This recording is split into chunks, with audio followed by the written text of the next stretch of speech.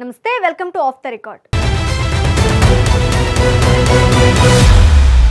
రాయలసీమ రాజకీయాల్లో తనదైన ముద్ర వేసిన సీనియర్ నేత మాజీ ఎమ్మెల్యే వీర శివారెడ్డి మళ్లీ యాక్టివ్ అవుతున్నారు. దాదాపు దశాబ్ద కాలం పాటు సైలెంట్ గా ఉన్న ఈయన ఇప్పుడు తన పంజా విసరడానికి సిద్ధమయ్యారు. ఆయన నెక్స్ట్ స్టెప్ ఎటు, టీడీపీనా లేక బీజేపీనా అనే సస్పెన్స్ కు దాదాపు తెరపడింది. మరి వీర శివారెడ్డి వేస్తున్న ఆ అడుగులు కమలాపురం పాలిటిక్స్ ని ఎలా మార్చబోతున్నాయి? Let's watch.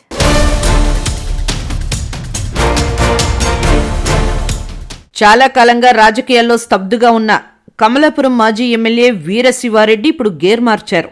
నెమ్మదిగా స్థిరంగా ఉంటే రేసు గెలుస్తుంది అన్నది పాత మాట. ఇప్పుడు వేగంగా ఉంటేనే పాలిటిక్స్ లో సర్వైవ్ అవ్వగలమని ఆయన నమ్ముతున్నారు. అందుకే తన అనుచరులని ఏకం చేస్తూ తన పాలిటిక్స్ రీఎంట్రీకి రూట్ మ్యాప్ సిద్ధం చేసుకున్నారు. తాజా పరిణామాల ప్రకారం ఆయన బీజేపీ వైపు మొగ్గు చూపుతున్నట్లు స్పష్టమవుతోంది. బీజేపీ రాష్ట్ర అధ్యక్షుడు మాధవ్తో వీర శివారెడ్డి జరిపిన అరగంట చర్చలు ఇప్పుడు హాట్ టాపిక్ అయ్యాయి. గాలి వీచినప్పుడే పడవ ప్రయాణించాలి అన్న చందంగా కూటమి అధికారంలో ఉన్నవేళ తన పొలిటికల్ ఫ్యూచర్ కోసం కాషాయ కండువా కప్పుకోవడమే కరెక్ట్ అని ఆయన డిసైడ్ అయినట్లు తెలుస్తోంది.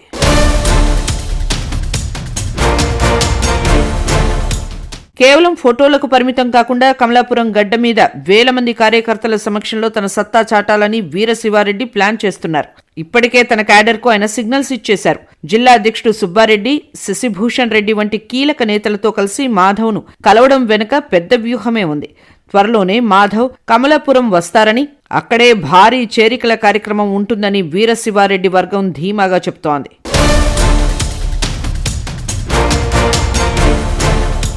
వీరశివారెడ్డికి కమలాపురం నియోజకవర్గంతో విడదీయలేని అనుబంధం ఉంది. వీరశివారెడ్డి 1994, 2004లో కమలాపురం నియోజకవర్గం నుంచి టీడీపీ తరపున ఎమ్మెల్యేగా గెలుపొందారు. 2004లో కాంగ్రెస్ అభ్యర్థిగా పోటీ చేసి విజయం సాధించారు.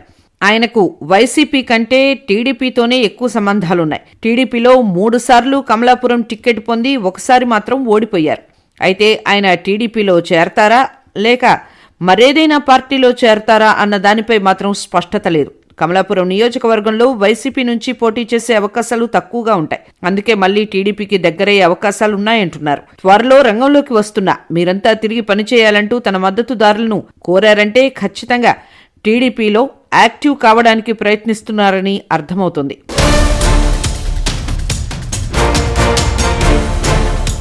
ఒకప్పుడు వైసీపీలో చేరినప్పటికీ అక్కడ ఆయనకు సరైన గుర్తింపు దక్కలేదు. పార్టీ కార్యక్రమాలకు ఆయన దూరంగా ఉంటూ వచ్చారు. కమలాపురంలో వైసీపీ అభ్యర్థిగా ఛాన్స్ వచ్చే అవకాశం తక్కువగా ఉండడంతో ఆయన తన పాత మిత్రులను కలుపుకొని బీజేపీలోకి జంప్ అయ్యేందుకు సిద్ధమయ్యారు.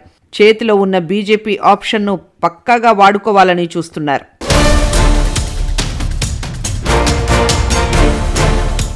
మూడు సార్లు ఎమ్మెల్యేగా పనిచేసిన అనుభవం ఉన్న వీర శివారెడ్డికి ఇప్పుడు రాజకీయ మనుగడ అనేది ఒక ఛాలెంజ్. న్యూ ఇయర్ వేడుకల్లోనే తన మనసులో మాట బయటపెట్టిన ఆయన ఇప్పుడు యాక్షన్ మోడ్లోకి వచ్చారు. దశాబ్ద కాలం గ్యాప్ వచ్చినా మళ్లీ తన పులివెందుల మార్క్ పాలిటిక్స్ ని కమలాపురంలో చూపించగలరా? బీజేపీలో చేరితే పాత ప్రాధాన్యత దక్కుతుందా లేక కూటమిలో ఒక సాధారణ నేతగా మిగిలిపోతారా అనేది కాలమే నిర్ణయించాలి. అవకాశం కోసం ఎదురు చూడటం కంటే అవకాశం సృష్టించుకోవడమే అసలైన రాజకీయం. వీర శివారెడ్డి ఇప్పుడు అదే పనిలో ఉన్నారు. కమలాపురం రాజకీయ ముఖచిత్రం మారబోతుంది అనేది మాత్రం వాస్తవం.